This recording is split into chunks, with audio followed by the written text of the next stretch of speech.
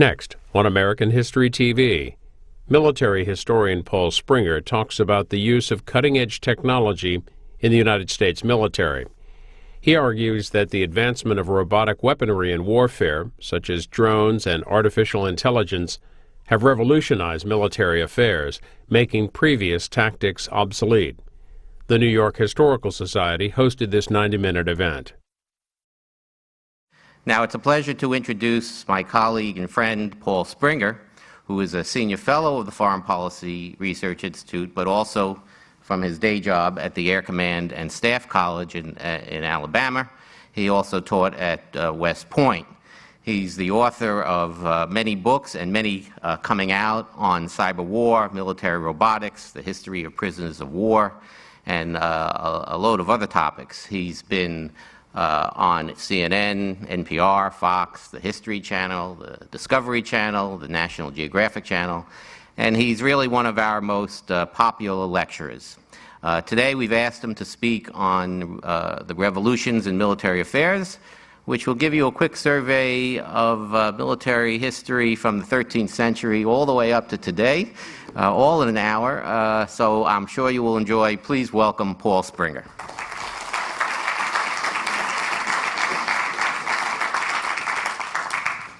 Good morning. I'd like to extend a thank you to Dale and Alan, the New York Historical Society and the Foreign Policy Research Institute. Both are wonderful organizations that I support and I love working with, and it's a great opportunity to come and speak to all of you today. So we'll see if I can leave you terrified for the rest of the weekend with some military robotics information for you here. But I'm a historian, and by definition that means I have to back up way too far to tell you the very beginning of the story. Before I really get rolling, because I work for the Air Force, don't worry about reading the small disclaimer at the bottom there. These are my views. These are not the views of the Air Force. These are not the views of the Department of Defense. These are not the views of the U.S. government. They are solely mine, unless you really like them, in which case everybody else can take credit too. All right. So this is the only slide I'm going to throw at you that has an enormous amount of text, and once again, I don't actually expect you to read it, nor am I going to read it to you. But the point to this entire lecture, if you walk away with nothing else, my fundamental argument is that the world right now is in the middle of what's called a revolution in military affairs. That means the mode of human conflict is fundamentally altering. And that fundamental alteration is going to change virtually every aspect of the ways that human conflicts are propagated. It's going to change how we decide whether or not to go to war, and it's going to change how we behave when we find ourselves in a war. And this is all due to technological changes that are really on the verge of upsetting all of human society. In the end, there will be some countries that adopt to the changes, that take the new technology and learn how to utilize it, and there will be some that don't. These will be the haves and the have-nots of the future when it comes to conflict. There is an enormous advantage to being one of the first adopters. If you have a revolutionary change in the way that conflict is occurring, it becomes possible to dominate your rivals in a very short period of time. Now, the originator of the term revolution in military affairs was Nikolai Orgarkov. I am a product of the Cold War, so it slightly pains me to give credit to a Soviet thinker, but he had a really great idea. And his idea was that there are times where fundamental changes occur, and they occur so rapidly that they essentially make everything that has gone before completely obsolete. It is my contention that that is occurring right now before our very eyes. Let me give you an example that people are probably more familiar with. If you go back to the Middle Ages, this is what characterized war: castles and moats and heavily armored knights. And if you wanted to capture something belonging to an opponent, that was an undertaking that was likely to take you months of siegecraft, unless you were somehow lucky enough to find them with the gates conveniently open, the walls unmanned, the moat drained, and no preparations made. Now up here we have three successful sieges in the 14th and 15th century, and as you can see, each one of those was a major undertaking that really required all of the resources and all of the time of an entire campaign season. And this is what characterized war in that time period. However, when gunpowder became the norm in Europe, the situation fundamentally changed. It suddenly became possible to batter down the defenses of a tall, high-walled castle from a safe distance. And the attacker had the advantage, because after all, the castle and its defenders could not leave their position, while the attackers had a certain degree of mobility, could choose where to fight, could choose when to fight. And suddenly, being inside a castle was a disadvantage because you became an obvious target. As a result, here are some successful sieges, and you'll notice we're still in the 15th century, but the siege duration is suddenly measured in days, rather than being a multi-month undertaking with no guarantee of success. But the situation didn't remain stable. Gunpowder had certainly changed the approach to warfare, but it also was possible to redesign your fortifications, to make them less vulnerable to gunfire, and thus it became possible to once again defend a static position. This is what one of those fortifications looked like in the 1600s. As you can see, it is an enormous fortification full of geometric designs. The idea behind this particular fort was that it could not be approached on any side without the attackers coming under heavy fire from multiple angles from the defenders. The result? We're back up to really long sieges. And these are the sieges that actually succeeded. The vast majority of siege attempts in the 16th, 17th, and 18th centuries were doomed to failure.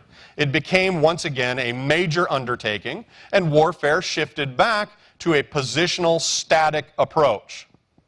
But as you might imagine, those who had not adopted gunpowder, who had not changed to meet the new situation, found themselves quickly overwhelmed. It became impossible for an army that did not use gunpowder to withstand one that wielded firearms. If siegecraft became almost impossible, it guaranteed that you were going to have some battles fought away from static positions. Sometimes you just could not build a fortification in a place that you wanted to defend long term. And sometimes armies were going to meet in the field. Now, in the 16th century, reloading a firearm could take approximately 2 minutes. And the effective range of a firearm was only about 50 meters. Now, I am not exactly, shall we say, a paragon of physical fitness. But even I can cross 50 meters in under 2 minutes. I can crawl 50 meters in under 2 minutes.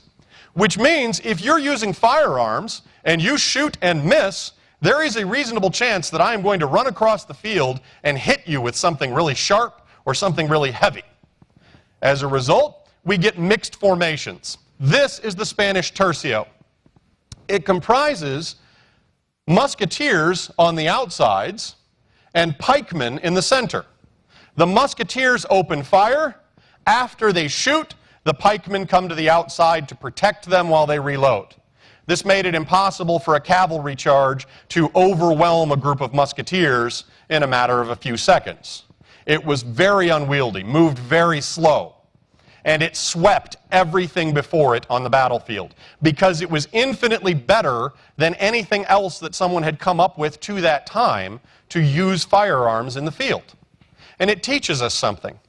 It teaches us that sometimes it's not the technology that matters, it's being the first one that figures out how to utilize it effectively. And that's what's going on here. The Spanish wind up using the tercio to become the dominant land power in Europe. But nothing lasts forever. Now, this is one of the rare times where you're going to hear a historian talk to you about Swedish military dominance. It's not really what they're particularly known for. But it was the Swedes that figured out how to actually counter the tercio. They realized it was very unwieldy because everybody was getting in each other's way. It was hard to move around. You could have thousands of troops all within the hearing of one person who's screaming to be heard over the sound of them moving around. And maybe the pikes could protect the musketeers without standing amongst the musketeers. The idea was called the brigade. And when the brigade swept onto the battlefields of Europe under Gustavus Adolphus, it drove the tercios from the field. Gustavus Adolphus entered the 30 Years' War knowing that it was one of enormous carnage, but he had this new idea that for a brief period allowed the Swedes to turn the tide of a war that had effectively engulfed the entire European continent. And this thing was a bloody mess. As much as 25% of the European population died in that war, a much higher percentage than died during World War II. So this tells us that these new forms of weaponry, even though they seem very archaic to us today, could be extremely effective when used en masse. If we fast forward a few centuries, we reach World War I. Once again, gunpowder is the dominant weapon of the era. The difference now, of course, each individual wielding a machine gun like this can fire 600 rounds per minute. And they can sustain that rate of fire as long as they have bullets.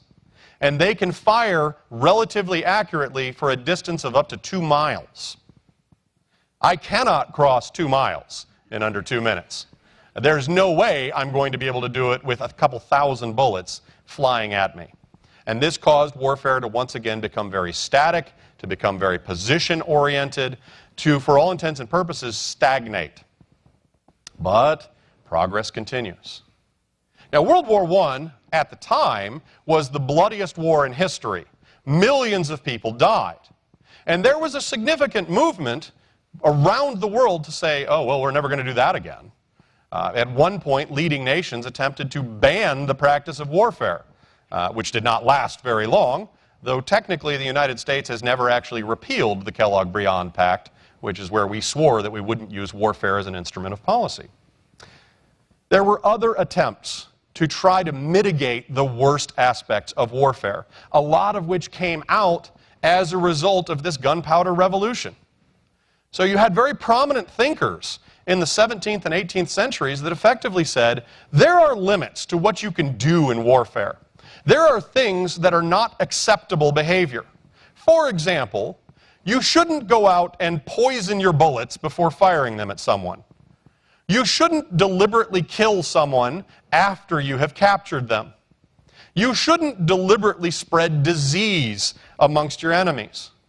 Yes, they're your enemies, but when wars end, you have to go back to at least being able to coexist, unless your objective is the complete and utter annihilation of your opponent, which these thinkers would also tell you flat wrong. You shouldn't do that. Annihilation is bad. So even though we're innovating these new technological ideas, we're building these new concepts, at the same time we're saying there's some things you just don't do. You don't invent weapons that are designed to maim. You accept the enemy's surrender if they offer it in good faith. And over time, it becomes the norm in European warfare that there are specific limits. Now, these thinkers also consider, when is it acceptable to go to war? And they come to the conclusion that there are times that warfare is an acceptable policy option. Obviously, you have the right to go to war to defend yourself, to defend your citizenry, to defend your territory. But there are other circumstances in which warfare is also an acceptable alternative to these thinkers. Now, as we move forward into the 20th century, after World War II, there was a significant movement once again to never allow a conflict like that to happen. And when the United Nations Charter was written, a key component of the Charter was that member states of the United Nations shall not make war upon one another.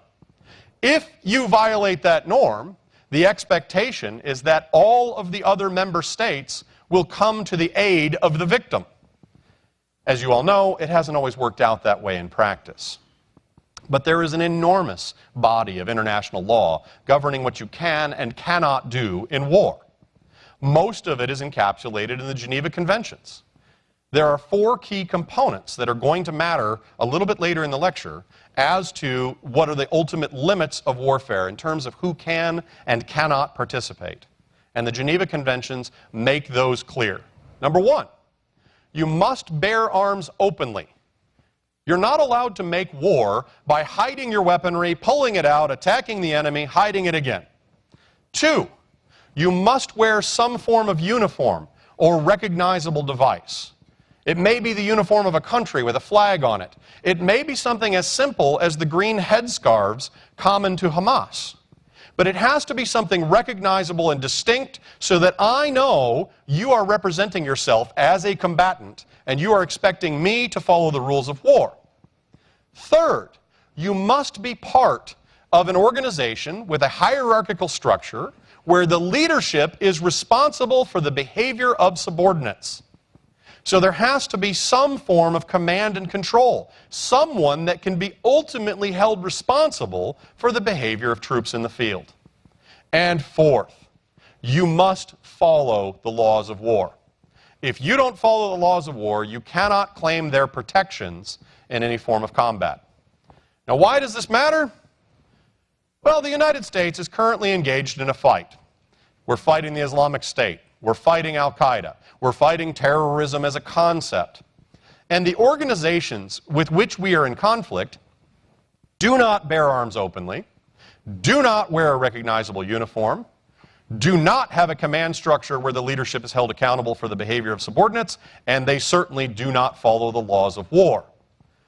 So they're outside of our traditional understanding of who is an acceptable combatant and who is protected by the laws of war. And if the United States and its allies choose to extend additional privileges, such as accepting surrenders, such as restraining ourselves, that is our option. But we really effectively have to follow the rules of war, even though we're facing an enemy that doesn't. And that could be an incredibly frustrating situation, as this cartoon illustrates. We have to follow the laws of war for one fundamental reason. If we don't follow the laws of war, then the laws of war themselves become largely irrelevant.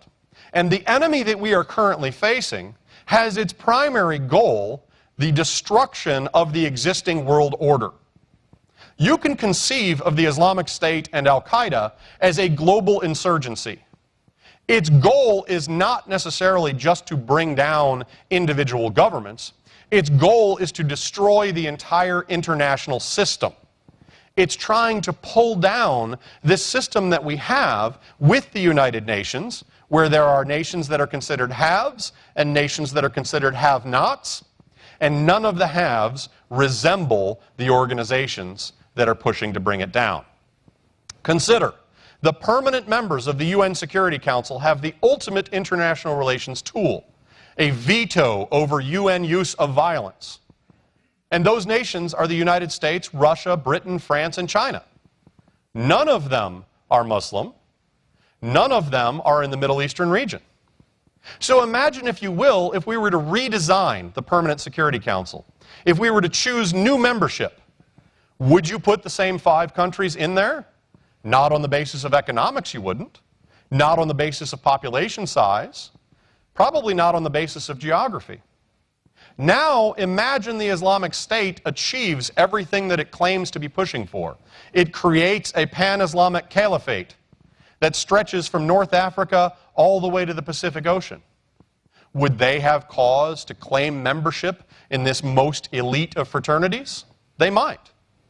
Or they might instead choose to simply pull down the system because they believe that chaos and anarchy will more effectively serve their end goals. So that's our starting point here. Now, when it comes to 21st century conflict and military robotics, which is the heart of what I want to discuss for you today, I need to establish a few definitions for you first. The media is a big fan of the term drone. And drone has a specific meaning. A drone is a pre-programmed machine. It does whatever it's told to do. It doesn't think. It doesn't react to its environment. It doesn't choose from a host of different options. It simply does what it's told. You pre-program a route, it flies the route. You tell it to strike a certain point, it strikes a certain point. It's not a thinking machine. And a drone, by definition, is not being driven by some other intelligence. You fire a cruise missile, it flies off. You don't control it on its route. You might have the ability to stop it, to abort its mission, but there's no intelligence guiding its actions. It's already been done. A robotic system incorporates some degree of the ability to sense an environment and make decisions on the basis of it. So, for example, you're probably familiar with a predator. A predator is being flown by a human operator, but it has some functions that it performs automatically on its own, which makes flying the system a lot easier. It does not choose to kill. A human being chooses to fire a missile from a predator. It does not choose where it will fly. A human being chooses where it will fly. But it does some things on its own. Some of these other devices here, this is called a packbot. It has become most well known as an explosive ordnance disposal robot. It allows you to avoid putting humans in the worst of harm's way. It does not disarm bombs on its own. It gets close to the bomb and then does what its operator tells it to do. Incredibly useful if you're trying to reduce your casualties, because at the end of the day, nobody cries if a robot dies. After all, the robot doesn't die. It just gets rendered into smaller pieces. On the right, this is a little more terrifying. This is the packbot's larger, uglier cousin. It's called a Talon. It weighs about 200 pounds. It is remotely driven. This thing is not driving itself around and shooting off guns and causing chaos everywhere it goes. There is an operator that is driving it from a distance using a camera. But as you can see, this thing can be armed.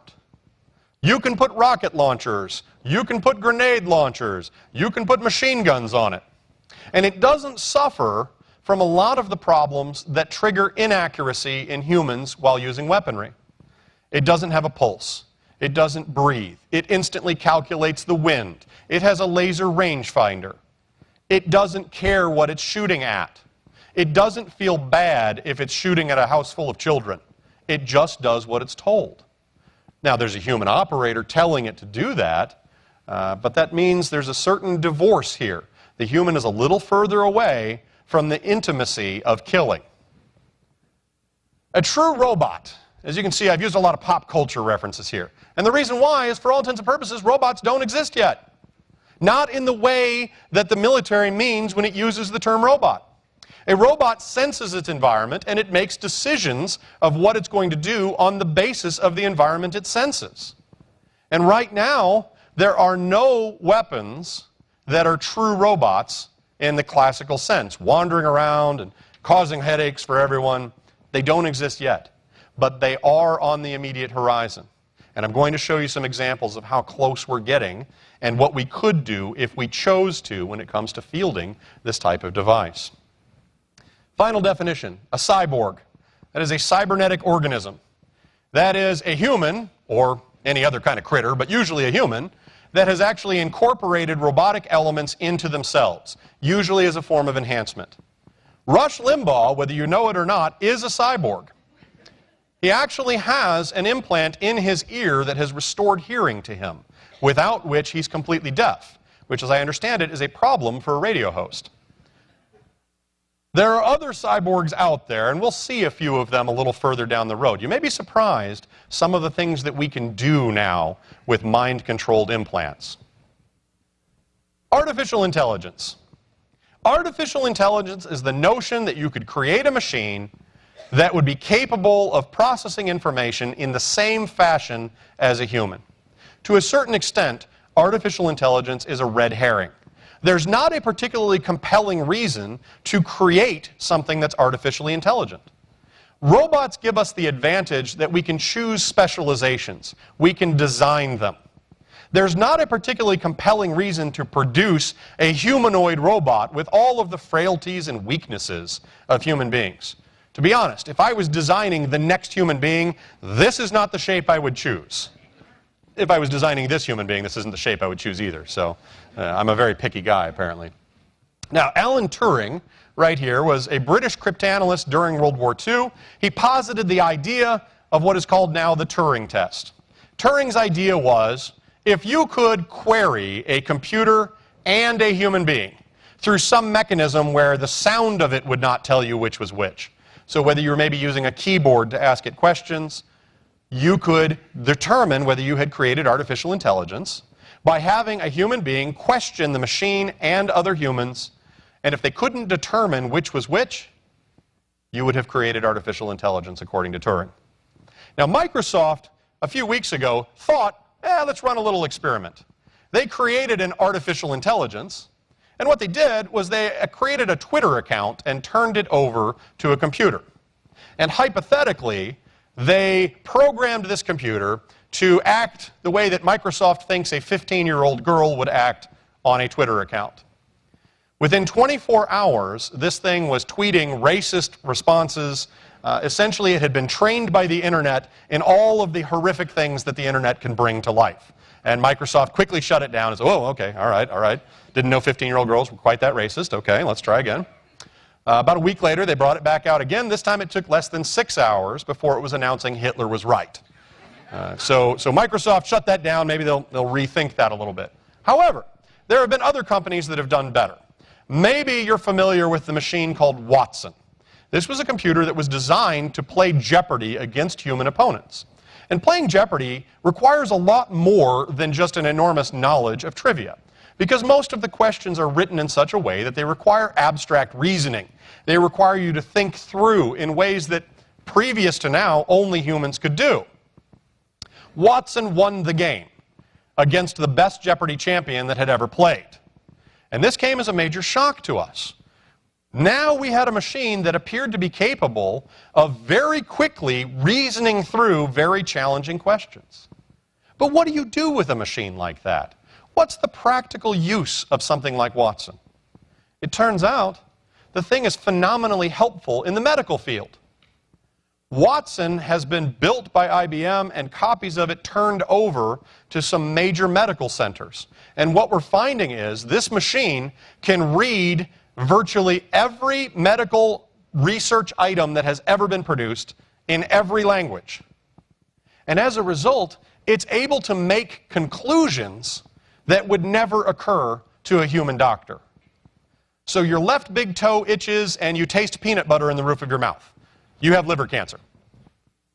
That's a made-up example. But Watson takes these strange symptoms, puts them together, and then spits out what it thinks is the most likely answer. And what it's doing is it's actually looking in very obscure medical journals for the individual strange cases that get written up by doctors that often resulted in the death of a patient. They did an autopsy and said, oh, itchy big toe and peanut butter in the top of their mouth. Clearly that was liver cancer, it turns out. Watson is doing that, and it's doing it in real time. This offers the possibility to revolutionize our approach to medicine. And that's great. That could be a wonderful innovation. We're going to see some dark sides coming up for us in just a moment as well, though. Now, when it comes to military robotics and artificial intelligence, there are some things that machines do infinitely better than humans do. Feel free to run a race with just a basic calculator and see whether you're faster than it is on arithmetic. You won't be. It's hyper-specialized, but it's a fairly simple process. It is a far harder process to do things like immediate calculations of ballistic tables and determinations of whether or not to engage what might be a threat. And that's what these devices are down here at the bottom. You may be familiar with the Patriot missile system. It's an air defense system. You may not know that it has a fully autonomous mode. You flip the switch, and it will fire on anything coming into its engagement zone that it perceives as a threat. So hopefully you have correctly predefined what it should consider a threat. Unfortunately, on a number of occasions, Patriot missile batteries have opened up on coalition aircraft fighting on the same side as the United States, and on at least 2 occasions they have opened fire on American military aircraft, despite the fact that those American aircraft were actually using a transponder code that should have told it, do not shoot at me, I'm an American. So the systems don't always work perfectly. But when it comes to something like air defense, sometimes you have to accept the possibility of failure because it's too dangerous not to turn on the system. In the center here, this is called a close-in weapons system. It is effectively a radar-guided, very, very powerful machine gun. It is used as the last line of defense on American naval vessels and has been used as such for more than 30 years. If somebody shoots a missile at one of our ships, last chance to shoot that missile down before it hits our ship and potentially sinks it. It might kill thousands of lives if it strikes an aircraft carrier. You're willing to use this in fully autonomous mode because it's your last chance to save lots of lives, and you're using it over the ocean, so the possibility of collateral damage is relatively low. In this regard, autonomy is your best chance to actually save the sailors, and so it's perfectly acceptable to use this in an autonomous mode.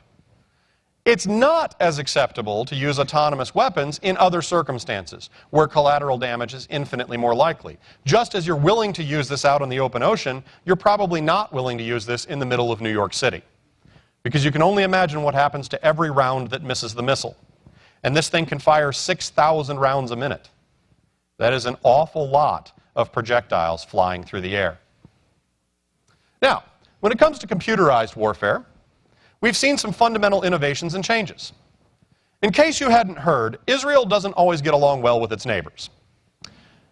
Israel does not like the idea of any of its neighbors obtaining nuclear weapons. In 1981, the Israelis got word that the Iraqis had built a nuclear reactor and were in the process of enriching uranium towards the pursuit of nuclear weapons. The Israelis refused to tolerate that. They quietly worked out a deal with the Saudis that allowed them to fly over Saudi airspace, and they attacked and destroyed the reactor at Osirak. This, for all intents and purposes, ended the Iraqi nuclear program. It made it clear that the Israelis would launch an airstrike any time the Iraqis were close to achieving a weapons capability. In 2007, the Israelis got wind that the Syrians had built a nuclear program. They were using North Korean and Pakistani expertise in order to get this thing up and rolling. They didn't want to tolerate a nuclear program with a hostile neighbor, but the Syrians had also purchased a first-rate air defense system. And the Israelis were not confident that their aircraft could penetrate Syrian airspace, attack the heavily fortified location, and retreat back to Israel without paying an enormous cost. So, the Israelis inserted a commando team that went in on the ground in Syria, managed to dig up a portion of the Syrian fiber optic network controlling the radar sites that controlled their air defense network, and they uploaded a virus. And that virus caused the radars to be convinced that there was nothing to see. It was just a nice placid night. The first hint that the Syrians had that they were under attack was the explosions striking the nuclear program and essentially wiping it out. This is what cyber had enabled the Israelis to do. It worked with their kinetic platforms to destroy a major threat. But if we fast forward just a few years, you may have heard of Stuxnet. Stuxnet was a virus that required, at the minimum, the resources of a nation in order to potentially create it. It used an incredibly sophisticated system in order to effectively seek out a very specific type of machine. And that machine powers centrifuges. Centrifuges that are used to separate uranium. Somebody, and nobody has taken credit for it yet, but the leading candidates are the United States and Israel. I'm not revealing any classified information. I don't have a clue whether it was the United States or Israel, but they're the most likely candidates because it was an Iranian nuclear facility that had us so nervous. Somebody wandered around the parking lot of that facility and dropped a couple of thumb drives. Just dropped a couple of flash drives. And somebody else came along and went, flash drive. Oh, I bet somebody's going to want that back. So they picked it up, they walked inside, they plugged it into a computer. Try to figure out who it belonged to so they could give it back. And the moment they did that, they uploaded Stuxnet into their otherwise divorced from the internet system. Stuxnet then searched out the logic controllers for those centrifuges, and it made a tiny change in their programming. And that tiny change caused the centrifuges to spin up and spin down. Spin up and spin down. It induced just enough of a vibration to cause the centrifuges to start to fail. The Iranians weren't sure what was going on. They didn't know they were the victim of a cyber attack. They thought maybe this just indicated that they were incompetent at building centrifuges. Maybe this meant that they didn't have the know-how necessary to create a nuclear program. It really started to erode their confidence, started to weaken their belief in what they were doing. It wasn't until a couple years later when a small Belarusian antivirus firm located and pointed out the existence of Stuxnet that we even knew what had caused the Iranian centrifuges to fail. But without using a single warplane, without committing a single act of war, somebody shut down the Iranian nuclear program for about 3 years. At about the same time, somebody, and it may have been the same somebody, I don't know, started assassinating Iranian nuclear scientists. That was a little bit more overt. You know, a computer virus is one thing. Shooting people is a little more obvious what you're up to. And again, I don't know who was responsible for that. I just know there's an awful lot of people that are not excited about the idea of an Iranian nuclear program. And here we have this technology enabling the possibility of shutting it down without having to do the classic attack that would be characterized as an act of war.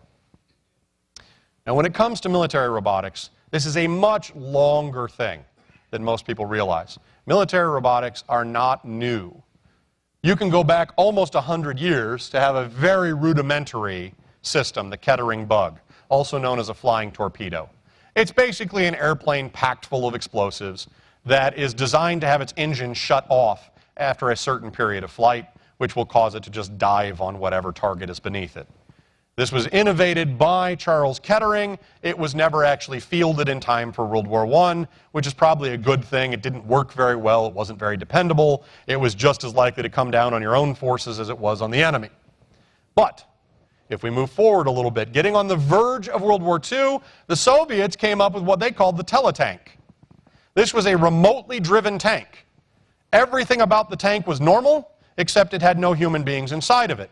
The human beings that controlled it sat in another tank a couple miles away and controlled it via radio signals that they sent through line of sight. It didn't work very well. It was rather clunky. The vast majority of their teletanks they had to destroy themselves when the Finnish people that they were fighting against realized they could just climb up on top of the teletank, go down inside, pull out the radio controls, and hey, I got a new tank. A brand new tank just for me. So the Soviets wind up destroying some of their own stuff. The Germans, they're going to create the Goliath. This is a 200-pound, wire-driven, little miniature tracked vehicle designed to be driven underneath enemy tanks and detonated. Think of it like a landmine that moves around. Its big vulnerability, it's wire-guided. You cut the wire, it doesn't move anymore. The vast majority of their Goliaths wound up just being stockpiled and never used. And finally, the V-1 flying bomb, the buzz bombs. These things proved to be fairly effective. Much like the Kettering bug, what you have is an airplane engine, in this case a jet, attached to a bomb. You launch it, and you hope. You can target a city the size of London and have a reasonable chance of hitting that city.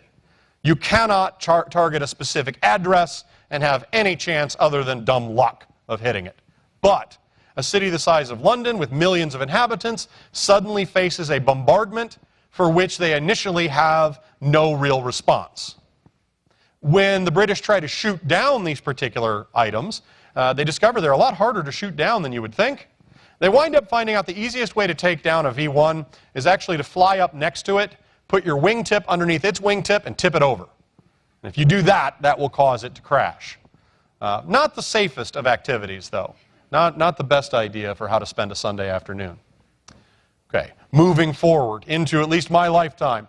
The Pioneer, this thing was usually used for artillery spotting in the 1980s. In particular, the Navy liked to use it since they fire projectiles 20 or more miles into the distance.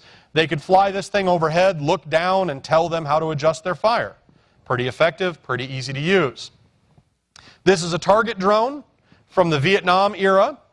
Somebody came up with the brilliant idea that you could put a television camera on it, fly it over hostile space, and now no longer have to use human pilots on reconnaissance missions. Then we started flying these things over China. Since China was intervening in the Vietnam War, we wanted to see what they were up to and get a little advance warning. The Chinese start shooting them down. And as they shoot them down, they run out to the wreckage and they can't figure out why they can never capture a pilot. Apparently, American pilots are really good at hide and seek. It's because there is no pilot. But there are an awful lot of these things on display in Chinese military museums that they point to as American fighter aircraft that they shot down. This is Kevin Warwick. Kevin Warwick is a British researcher, and in my opinion, an incredibly creepy guy. He's very smart. So Kevin comes up with this idea. He says, you know what I'm going to do? I'm going to get a microchip implanted in my wrist, and I'm going to use that microchip to measure the electrical impulses of the human nervous system, to figure out at what frequency and at what amperage, how does the human body actually control itself. And after a long medical study, they decided, okay, well, we can let him do it to himself. So he has it surgically implanted. He figures out which nerves in his wrist control which muscles in his hand. He then maps it to an artificial hand, which he is then able to control with his mind. He closes his hand into a fist, it closes into a fist. He opens it up, it opens up. Revolutionary, pioneering, a mind-controlled prosthetic 16 years ago. That's not creepy, that's kind of neat. Creepy is when Kevin's wife has a similar microchip implanted into her wrist, and they are now able to control each other's hands. Able to control each other's hands with their own minds. And that was almost 2 decades ago. So you can imagine where this is going. Getting close to the modern era here. The Reaper is a much larger, well, it's actually almost the same size as a Predator, but much more powerful version of the Predator. Instead of carrying 2 missiles, it can carry up to 14. This man right here has a cybernetic hand, which is controlled by his mind. It has since been implanted onto his arm. He is capable of picking up an egg with one hand, not his human hand, and cracking it. I can't do that. I have 2 perfectly good hands, make a mess every time I try. But this guy has such good fine motor control, and it has a force feedback system, which means he can close his eyes and tell you when he's touching something and what it feels like. All through the signals going back to his mind. The Israelis took our Patriot missile system and built Iron Dome, a much larger, much more sophisticated system that is capable of tracking inbound projectiles, rockets, and missiles, and choosing whether or not to shoot them down. It doesn't just engage everything that flies overhead. Instead, it calculates where is that thing going to come down? Is it a populated area, in which case I should intercept? Or is it an unpopulated area, in which case I should let it just fly off into the middle of nowhere? Let it strike where it's going to be perfectly safe. This has massively reduced the number of casualties that the Israelis are facing from rockets being fired out of the Gaza and out of the northern regions from southern Lebanon. Big Dog, this is from Boston Dynamics. This company essentially has built a robotic mule. It can carry 300 pounds of gear. It can move at the same speed as a human on foot. It can move up slopes of up to 30 degrees, which I assure you is a very high slope. It can walk on ice. It can follow, basically it can be programmed to follow an individual human being, and it will just follow them wherever they go. The idea is American troops that are dismounted moving through urban areas tend to be loaded down with up to 100 pounds of gear. It would be incredibly useful if they could offload that to some form of machine that they could assume would keep up with them. That's the idea. And then finally, the Atlas robot. The Atlas robot is designed to be able to go into dangerous locations. The first time we actually saw this thing in operation, it was sent into the Fukushima reactor in Japan to see whether there was a reactor leak underway. Now that wound up destroying the robot, but that's a much better alternative than destroying a human. The radiation levels were so high that it would have killed anybody that went inside there to see what was going on. This machine is actually designed to be able to go where humans go. It's one of the rare cases where you actually want the machine to have roughly the same humanoid design, so that it could use theoretically the same types of vehicles and it could move in the same areas. Now, in case you're wondering, the CRAM, this is the land version of that close-in weapons system. We put this thing into bases in Iraq that were being shelled by artillery and mortar fire. It is capable of locating and engaging projectiles as small as 60 millimeters. So it can hit very small targets. Now, the DoD, we like to think of ourselves as environmentally friendly. We've actually made biodegradable projectiles for it. So when those projectiles come down, they're actually designed to do no collateral damage and not to harm the environment. So no more depleted uranium being thrown around. That's nice, right? It's because we care. Okay, where we're going. This man right here is quadriplegic, but he is wearing a mind-controlled exoskeleton that allows him to walk, allows him to move. It is a fairly slow system right now. He's not moving at normal human speeds. But it's a heck of a lot better than the alternative. This individual is wearing a leg that is controlled by his mind and allows him to move at regular walking speed. In both of those cases, the research was highly advanced thanks to all of the casualties we were taking from improvised explosive devices in Iraq. There are an awful lot of American service personnel that have lost a limb, and the DoD has put a lot of effort into trying to advance research into giving them a better quality of life. You've already seen the Talon swords. Here are a few of their variants. The direction we're going with those things is full autonomy. Rather than having a human being dedicated to driving them, you would instead have them moving along aside or in place of your human troops. And that starts to make me a little nervous, because you can program those things to engage human targets without human intervention. Nobody in the loop saying, yes, shoot, or no, don't shoot. You can equip them with effectively an audio detection system that picks up the sound of gunfire and automatically pivots to return fire. So if you have a problem with snipers in an urban area, you could deploy some of these. And if the sniper takes a shot, you have the ability to immediately shoot back on the sniper's position. On the one hand, this is a good thing. It reduces coalition casualties. On the other hand, it's not going to take very long before our opponents start chaining children in front of sniper positions. And this is a way that they are going to potentially take advantage of our ethics, our morality, and our superior technology. A few years ago, Hitachi came out with a facial recognition system. And that camera can compare up to 30 million faces in a minute. And it can do so at a high angle of profile. About 20 years ago, the U.S. Air Force came up with the low-cast system. This was designed to essentially fly over a battlefield, look for targets, and fire without human intervention. So I want you to take a moment to imagine what happens if you pair the Hitachi facial recognition system with the low-cast, fully autonomous loitering vehicle. You fire it, it loiters over a city for up to 4 hours, looking for the individuals whose pictures you've uploaded, and then it starts firing small missiles at them. When it runs out of missiles, it crashes itself as a final projectile in a kamikaze system. These are the things that are starting to keep me awake at night. Where we're going?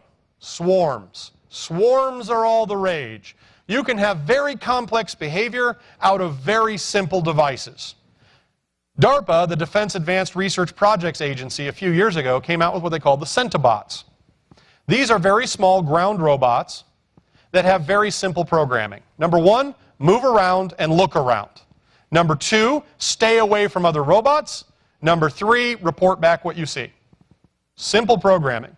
And they are capable of mapping a city the size of New York, every building, every street, with just 100 robots in a matter of about 2 weeks. And there's not a human being driving them. All they're doing is wandering around and mapping as they go. Now, this is assuming that they're not being run over by cabbies or kicked by angry New Yorkers, but the principle, if it was just an empty city, they could map it very quickly.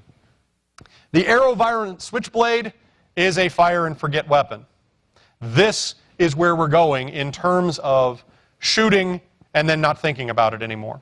And one of the problems for us is, who's responsible? If this thing makes a strike on a target that we would consider to be illegal, who do you blame? You can't punish a robot, or at least you can't punish it in any way that it will consider punishment, for violating the laws of war. You can't force a robot to feel bad about what it's done. In theory, you could punish the commander who released the weapon. You could punish whoever made the decision to ship it to the theater. You could punish whoever wrote the software for it. But the history of military prosecutions would indicate that's not going to happen. Even the perpetrator of the My Lai massacre, William Calley, who was ultimately responsible for the death of about 400 civilians, his punishment was 6 months of house arrest. So what are the chances we're going to hold somebody responsible if one of our machines malfunctions? And what are the chances that we're just going to write it off as a malfunction, an unfortunate situation? I am a pessimist, so I tend to think it's the latter. Now, I've got a final case study for you here, and this one's going to come from the news, and you're probably familiar with this individual. Anwar al-Awlaki. Not a pleasant individual. Awlaki was born in the United States, American citizen. He becomes radicalized. He winds up moving to Yemen, and he becomes essentially the spiritual leader of the Al-Qaeda in the Arabian Peninsula, an offshoot of the Al-Qaeda Central Command. He is over there doing his best to inspire attacks against the West, and he's being fairly successful. Some of his known associates include Nidal Hassan, the Fort Hood shooter, the underwear bomber, and Faisal Shahzad, who tried to set off a bomb in Times Square. He was also associated with at least 3 of the 9/11 attackers, and a 15-year-old boy who tried to detonate a car bomb at a Christmas tree lighting ceremony in Portland, Oregon. Awlaki was a busy guy. He spent a lot of time recruiting individuals for what he saw as the quintessential fight against the West, against the United States. Awlaki's last few years of his life are spent in hiding. He's on the run. He's living in Yemen, and he knows that he's been placed on the United States designated targeted kill list.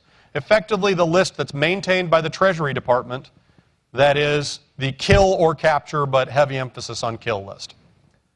Awlaki, as a U.S. citizen, thinks that he ought to have constitutional protections, that he has effectively been judged and sentenced to execution without a criminal trial. His father sues in a federal court to get him taken off the list on the grounds that he is an American citizen and that he has not done anything that is technically against the law. It's a gray area whether or not what Awlaki did technically violated U.S. law, something a court could probably decide. However, the case gets thrown out because his father does not have the legal standing to bring that case in a court of law in the United States. According to the court, only Awlaki himself can actually file the lawsuit to get himself off the list. And of course, filing that lawsuit would require him to come back to the United States to file said lawsuit, which he is not willing to do. He is convinced that if he ever tries to come back to the United States, he'll never see the light of day again. So he has made his peace. He is living on the run. He knows he's being stalked. On a number of occasions, he is almost killed by American remotely piloted aircraft. In one case, on May 5th of 2011, a Predator fired a missile at what we thought was a vehicle carrying Awlaki. It turns out he had swapped vehicles with a couple of Al-Qaeda operatives and he managed to escape. But on the 14th of October, 2011, Anwar al-Awlaki and another American, Samir Khan, shown here, were killed by a Predator firing a Hellfire missile. And to a certain extent, I'm okay with that. I'm not sad that he's not part of this earth anymore. However, the precedent for it has me a little bit nervous. Because, at least in theory, Article 3 of the U.S. Constitution defines treason. Was Awlaki guilty of treason? I would say that he was. Was he given a trial to prove that fact? No, he was not. In fact, the executive branch made the decision that they would execute him at the first opportunity, regardless of his citizenship status. It would have been harder to get permission to place a wiretap on Awlaki's cell phone than it was to put him on the kill list. Because the wiretap at least would have required oversight from the FISA court, and in Awlaki's case, being put on the list did not. Moving further into the Constitution, the Fifth Amendment tells us you cannot be held to answer for a capital crime without an indictment of a grand jury and without having the opportunity for a trial. And the Sixth Amendment says that trial needs to be speedy, it needs to be public, you are allowed to confront the witnesses against you, and you have the right to the assistance of counsel. None of these things were true in the case of Anwar al-Awlaki. And again, I understand, in wartime there is a gray area, and killing him probably saved American lives. But there's a kicker to the Awlaki story, and that is his teenage son, Abdul Rahman. Now, Abdul Rahman had not seen his father in more than 5 years. He's living in Yemen with his grandparents, and he hears a rumor of where his father might be. And so being a teenager, he's 16 years old, he's impulsive. He decides he's going to run away from home, he's going to hop on a bus, and he's going to go to this town where he's heard his father is living, and he's going to find his dad. What he doesn't know is that his father had been killed 2 weeks before. And he was not even in the town the kid thought that his father was in. So he heads off. Now his grandparents wake up, and he's kindly left them a note that says, I've gone off to find my father, this is where I'm going, I'm really sorry, but I have to do this.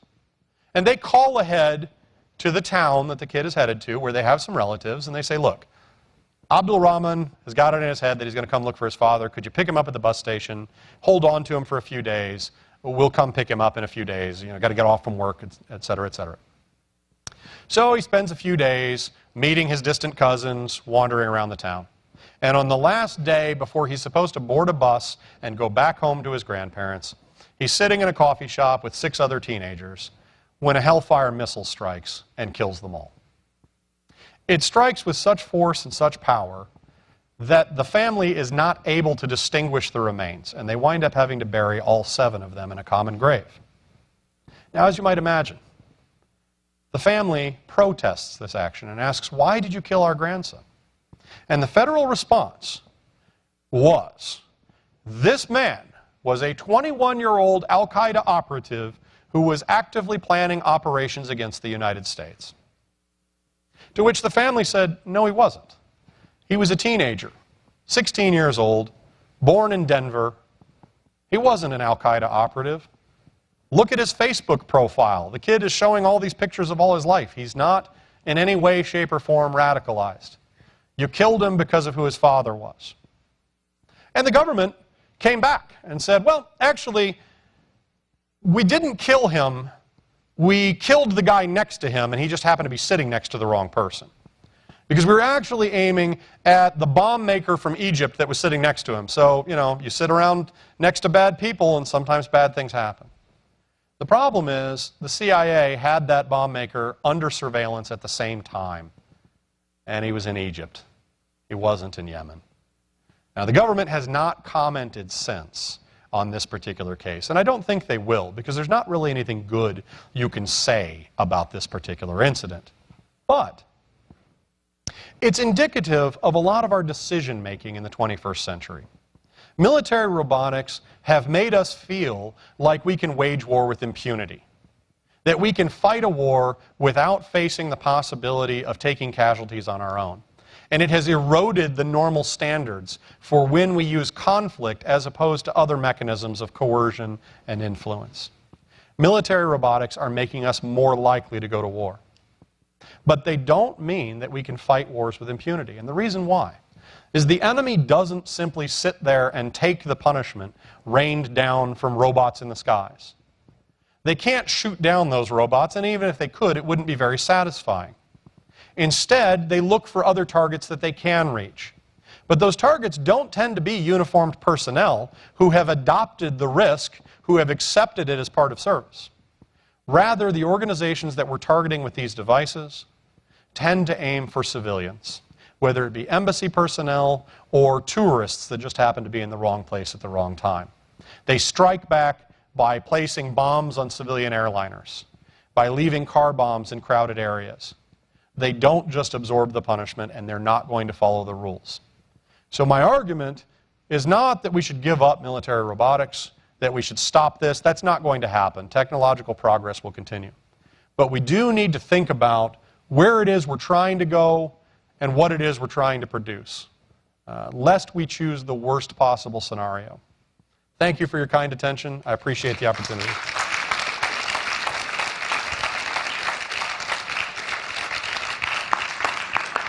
And I believe if you would like to ask a question, there are microphones on the side so that they can record you and remember exactly who you are forever.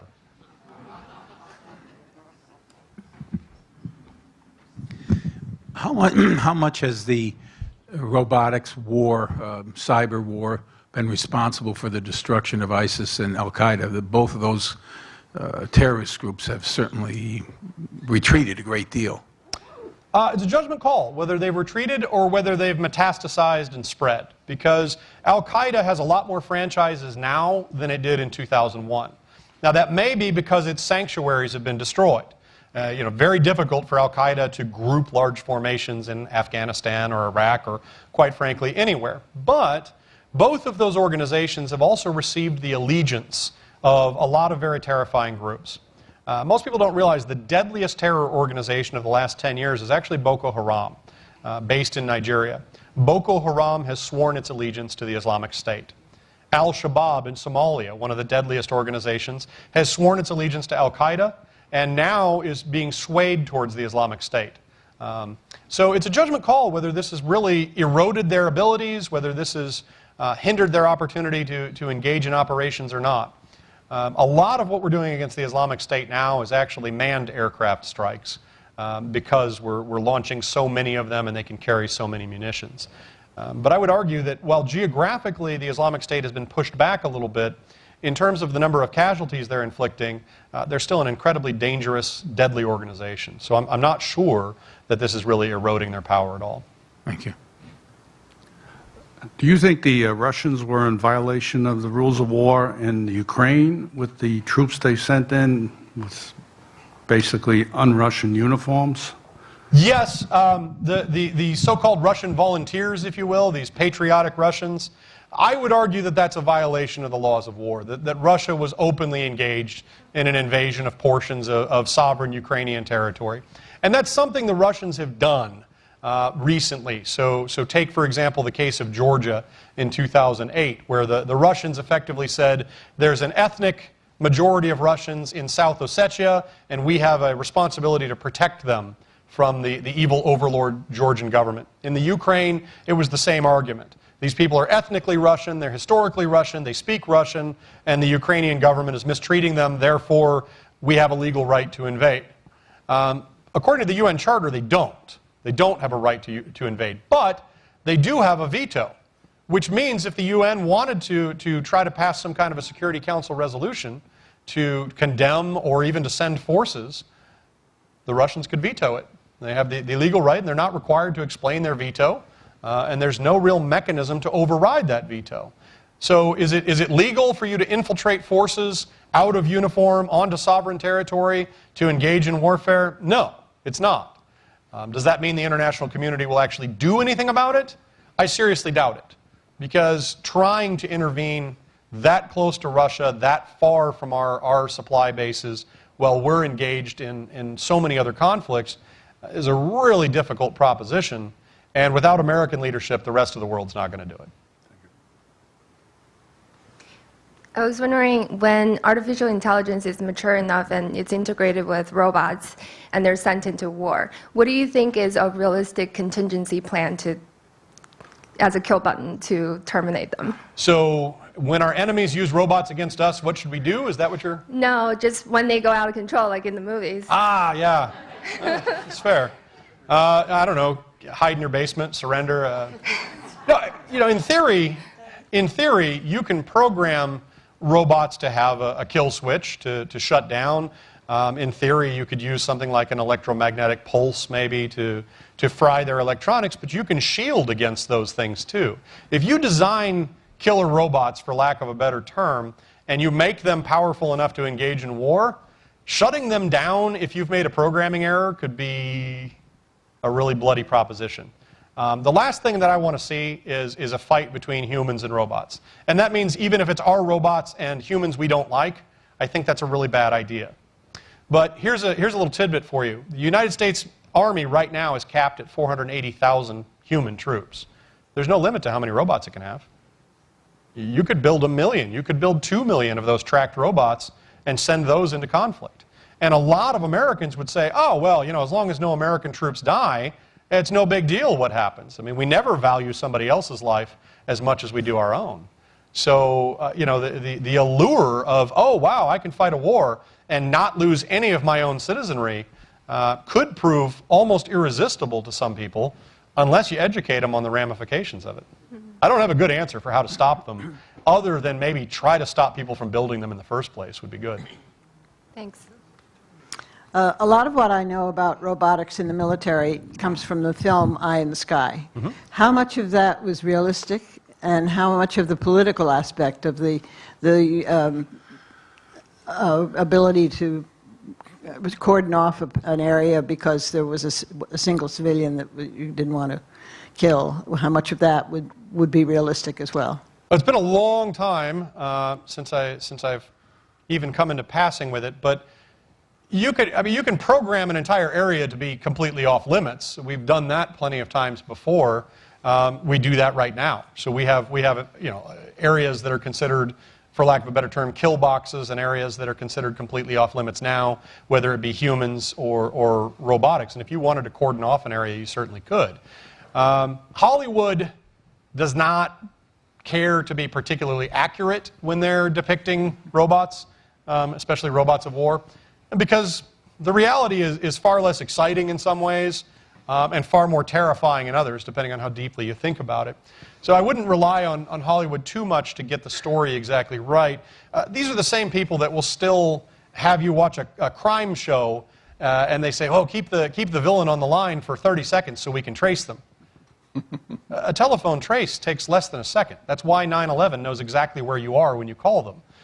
It's a Hollywood device that works pretty well, and so it becomes kind of a Hollywood trope. Hollywood has depicted so many robots now that I think a lot of people are thinking, well, it won't be that bad. I mean, they'll be cute and cuddly, and this new Star Wars movie has the little one that rolls around and everybody likes him. He's a lot of fun and not at all scary.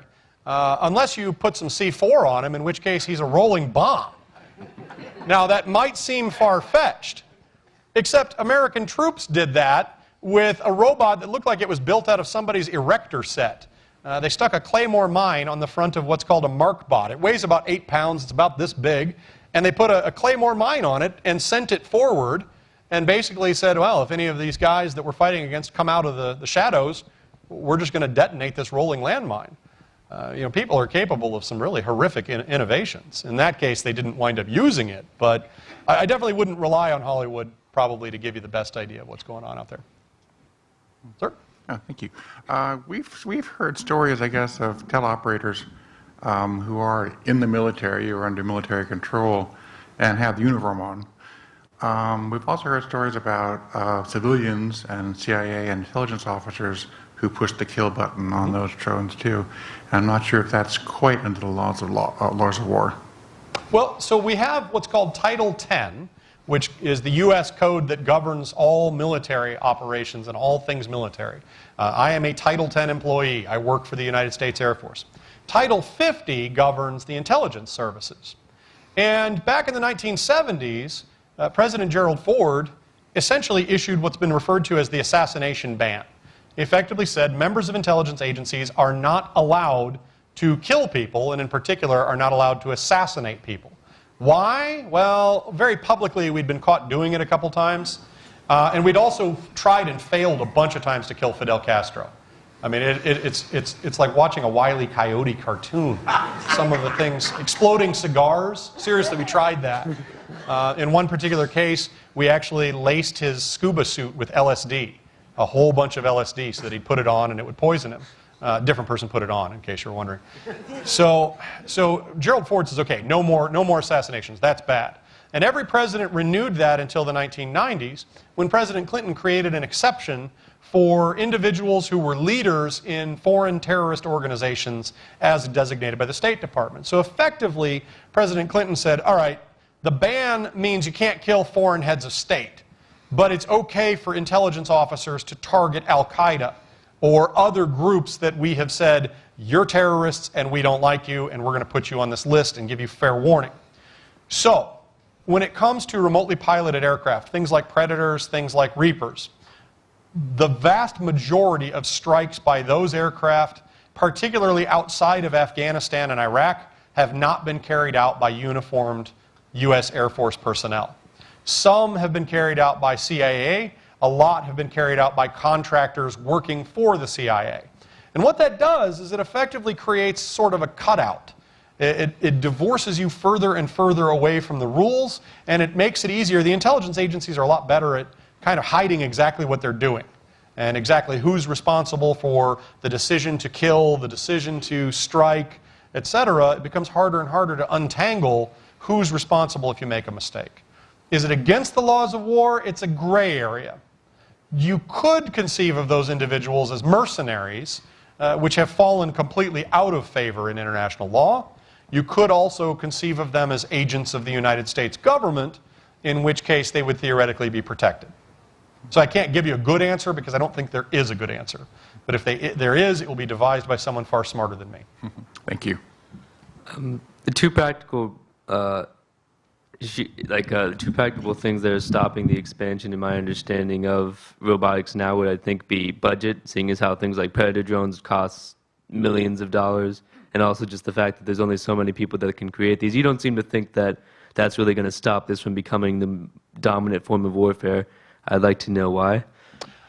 First of all, the United States has always been willing to spend money more than blood. That's our thing, especially since World War II. But even in World War II, one of the adages that the Germans would say was, you can't fight against the Americans because they fire 10 times as much artillery as they need. And it's because the United States was willing to substitute firepower for human power. And this is just an extension of that. So you're right, a Predator costs a lot of money, although most of the cost of a Predator is the sensor ball. It's not the airframe itself, which runs a couple of $1 million. It's all the stuff you strap onto it that gets more expensive. But it turns out an American infantry person is also incredibly expensive. Not only do you have to pay them a salary every year, but you spend more than $250,000 just training them to be able to do their basic job, and then you spend another $250,000 outfitting them with stuff. And then, should they become any kind of a casualty, you might spend millions of dollars on their medical care, millions of dollars on their veterans' benefits. In terms of a cost-benefit analysis, the nice thing about the machines are you can mass produce them and you can stockpile them. You can just have them sitting around until you want to engage in a conflict. That's a lot harder to do with human beings. You have to create this force in being. There's also the attractiveness, if you're a civilian decision maker and you say, I want you to go do X, there's always the possibility that a human will say, no, I'm not going to do that. That's an unethical order, that's an illegal order, that's an immoral order. Robots don't talk back.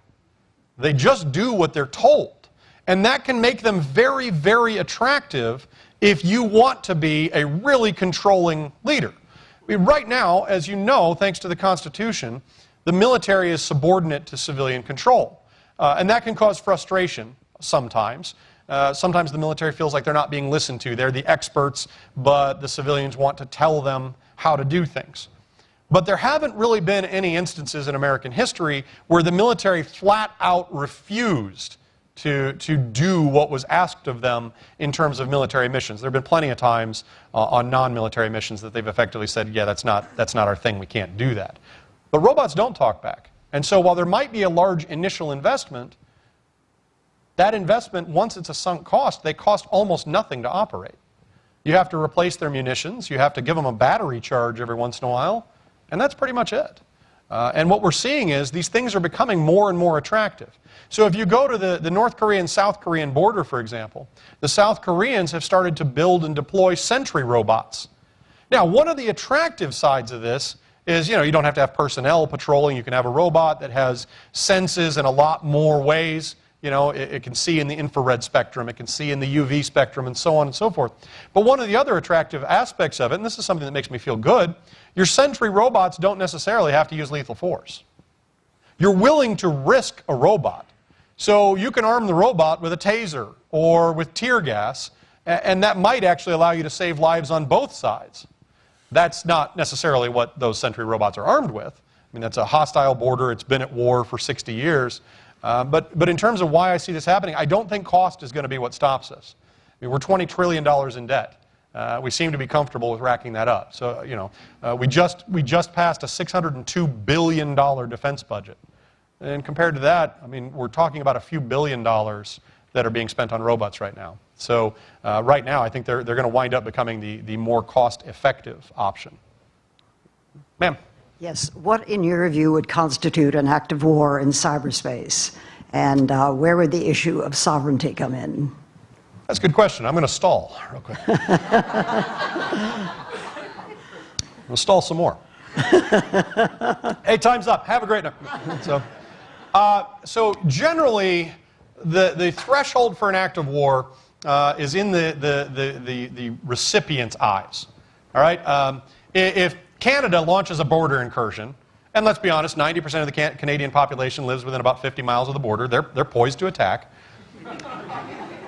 If a couple of Canadian hunters wander across the border and they're shooting at a deer, but they shoot my cousin instead, that's not an act of war, it's just an accident. Unless the U.S. government is really looking for an opportunity to pick a fight with Canada, in which case we might make a big deal about it. When it comes to a cyber incursion, what the U.S. government has said, or at least what Secretary of Defense Robert Gates said, and Leon Panetta then echoed, was the U.S. reserves the right to retaliate for any kind of a cyber attack. And we don't say that we will restrict ourselves to the cyber domain. So we're effectively saying if you do anything in cyber that we could plausibly call an act of war, then if we think it's to our advantage, we'll call it an act of war. Now for me, an act of war needs to either cause casualties or significant property damage, and it needs to be done with that purpose. It can't be an accidental, gosh, I was trying to engage in espionage and I accidentally shut down a power grid and some people died in car accidents. That's not an act of war, that's an act of espionage or an act of sabotage that I wouldn't classify the same way. But it turns out it's not up to me. And depending on who we thought launched that attack, we might very well classify it as an act of war so that we would have the opportunity for a retaliation if we thought that served our national interests. Now, in the cyber domain, one of the hardest things to do is attribution. How do you even figure out who did this to you? If I pull out a gun and I shoot Alan Luxembourg, the rest of you are going to know that I did it because it was right in front of you. But if I pull out my phone and launch some kind of a cyber attack that shuts down his systems, for all you know, I was sending a text to my wife. And so in the cyber realm, this gray area of what is or is not an act of war is incredibly hard to decipher. And right now, we don't have a good answer. But like every other form of potential conflict, it's the aggrieved nation that tends to make its own decision about whether it wants to go to war or not. In 2007, when the Russians unleashed their cyber militias against Estonia, they effectively shut down the entire Estonian cyber system. And if you don't know, Estonia is the most wired system, the most wired country on Earth. For all intents and purposes, Estonia is a cashless society. Every transaction is done electronically. And the Russians shut down their entire internet for the whole country for 3 weeks over a really tiny political issue. Essentially, the Estonians offended Russia by trying to move a statue of a patriotic Russian soldier. They wanted to move it away from the city center into a garden, and the Russians got angry. Was that an act of war for them to shut down the entire Estonian economy, to shut down the Estonian power grid, to shut down the Estonian banking industry? You could definitely call that an act of war. It was incredibly damaging. But if you're Estonia, tiny Estonia, population 3 million, do you really want to pick a fight with your Russian neighbor? And what are you going to do in response? A cyber retaliation wouldn't work. The Russians were too good at cyber and they knew the attack was coming. And so what did the Estonians do? They apologized and put the statue back and waited for it to be over. Was it an act of war? Yeah, probably. Did NATO define it as an act of war? No, because NATO said, well, we really don't want to get involved in this. You know, we're not going to go to fighting over a 9-foot bronze statue. You've got to be kidding me. So I'm not sure there is a clearly defined threshold yet. Got it. Thank you. My father experienced the effects of remote control glider bombers in Italy at Salerno. And he was a casualty also there. But he had said that if the Germans had continued with that offensive, they would have pushed us into the sea and changed the whole outcome of the war. Now, why didn't we work on something also during the Second World War? We were more content, content on using infantrymen. My father was in the infantry over there in Salerno, and why didn't we work on that? Well, we worked on the atomic bomb. Well, sure, we worked on the atomic bomb, and we pick and choose which technologies we want to pursue. So one of the technologies that we were pursuing that cost almost as much as the atomic bomb was, of course, the B-29 that was going to deliver it. So a lot of our top scientists and engineers were going into projects like that, or going into the proximity fuse. This was a system that allowed an artillery shell to explode when it got near a metallic target. Made for phenomenally effective air defense systems, but it absolutely terrified us that the enemy might get a hold of it. So we got a hold of some of their glide bombs, and we started to reverse engineer them. But part of the problem was these things were jet engines. And the Germans were so far ahead of us in terms of jet technology that even as you try to reverse engineer it and you try to bring out your copies of it as fast as you can, the enemy had a significant head start. They'd done all the experiments for how do you actually control jet engines and how do you produce them effectively. So we did take the captured technology and start trying to produce our own copies of it. And as you might know, at the end of the war, we captured as many German scientists and engineers as we could and brought them to the United States and put them into our high technology programs.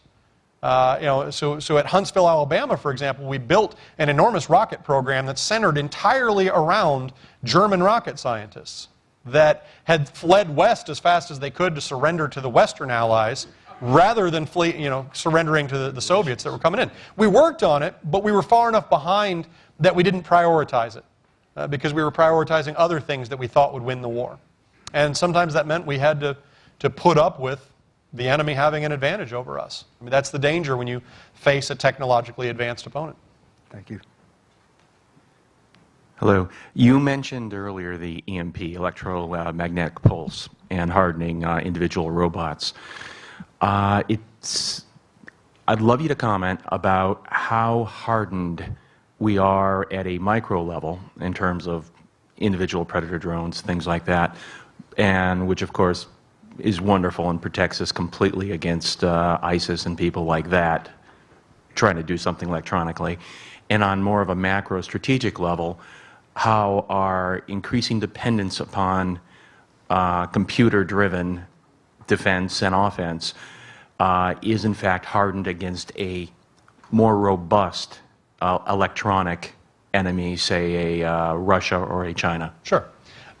So hardening is possible, but it's pretty expensive, which means we don't typically do it, especially if we're facing an enemy that doesn't really have the capacity to do anything about it. The Islamic State, for all intents and purposes, doesn't have any air defenses, doesn't have any cyber capability, so we haven't really had to harden against them. Now, when it comes to a predator, the life expectancy of a predator, if you wanted to fly it against a peer competitor like China or Russia, probably measured in seconds. Shooting one down wouldn't be difficult. It cruises at about 100 miles an hour. Its radar cross-section's pretty obvious. I mean, we're not trying to hide what the thing is. Right now, we use it with impunity because the enemy can't do anything about it. Our most experience with hardening against electromagnetic radiation is really in the space program. Because space is a really harsh environment, and satellites in particular have had to be hardened against things. The sun has a bad habit of emitting all kinds of radiation that's really damaging. And so we've had to learn how to protect these components long term. So we know how to do it, more or less. But again, it's expensive. It weighs down whatever it is you're trying to harden. So if you want to have a loiter time of 24 hours with a predator, you really can't harden its electronics right now. Now, one of the things that we face that we fear is when you remotely control something, that means by definition somebody else could, at least in theory, take control. There was a case a few years ago where a Sentinel, an RQ-170 Sentinel, was flying over Iran, and for some reason it landed on an Iranian highway. And the Iranians said, aha, see, we took over your aircraft. Ha-ha, we're these great hackers.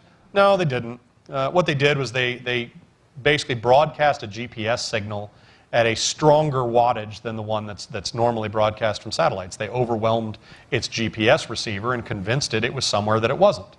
And so they basically told it, hey, you're right over the airfield where you're supposed to land, and it went, okay, I guess I should land. That's not taking over, but that was a really clever way to bring it down. And the Iranians proved to be incapable of reverse engineering the thing. That doesn't mean that the Chinese and the Russians are incapable of reverse engineering it should the Iranians choose to sell components from it. So, every time you create these devices that are remotely controlled, you run the risk of somebody else remotely controlling it against your wishes. And that's one of the things that's pushing us towards autonomy. After all, if the machine controls itself, then it's not as susceptible to external control. Unfortunately, that means your own external control as well. And so when it comes to things like EMP, setting off an EMP pulse without a nuclear detonation is not particularly easy right now. There have been some laboratory experiments that show that it could theoretically be done, but this is another one of those cases where Hollywood makes it seem like, oh, it's real simple. You just snap your fingers and knock out the electronics of an entire city. And it's definitely not like that. Jamming is actually a much bigger problem for us now than some kind of a pulse to knock out the whole system.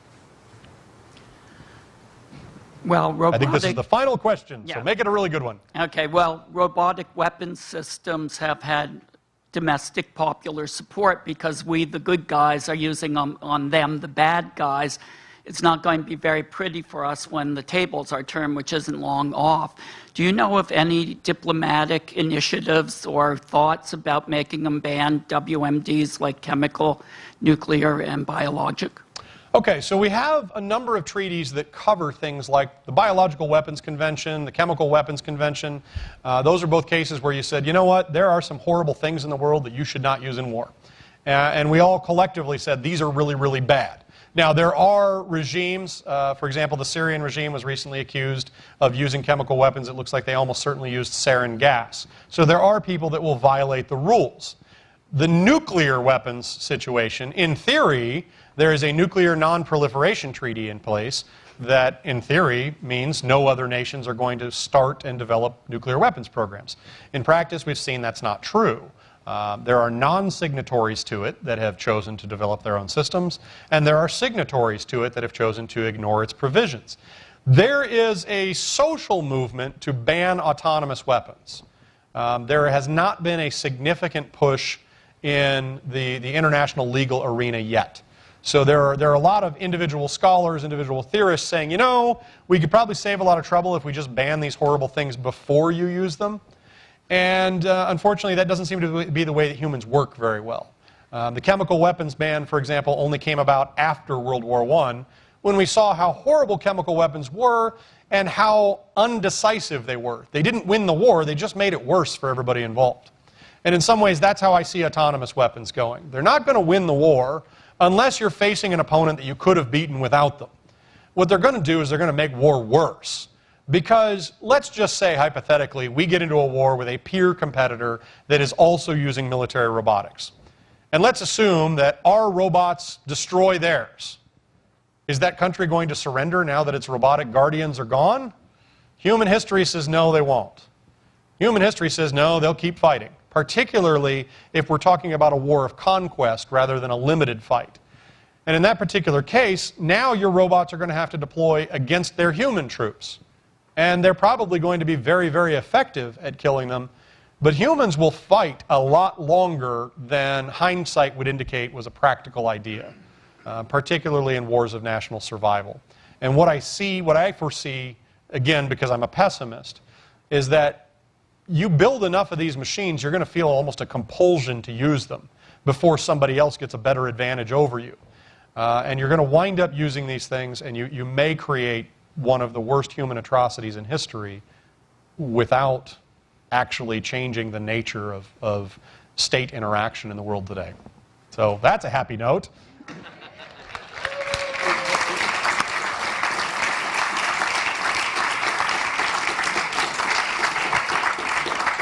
Well, on behalf of the New York Historical Society and the Foreign Policy Research Institute, I want to thank Paul Springer for sharing with us remarks that offer clarity and judiciousness in approaching very complex technical issues we face today as a country and in the world.